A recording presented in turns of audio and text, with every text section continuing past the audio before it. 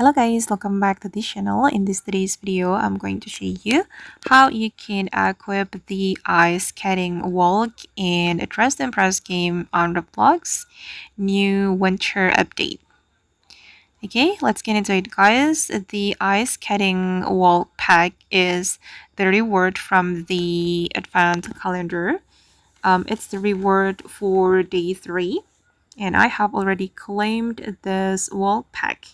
And maybe some of you is still confused how to equip this wall, guys. If you want to do that, go to the changing room and then you're going to click on this menu, the wall packs menu. And here you just need to click on equip walk and also equip idol. And here you will see all the wall packs that you have in Dress to Impress. And yeah, this is how the ice skating walk looks like. Yeah, it's very cool. And it's really suitable for the winter theme. Okay guys, and that's how we can equip the ice skating walk in Dress to Impress. I hope this video will be useful for you. Thank you so much for watching and bye!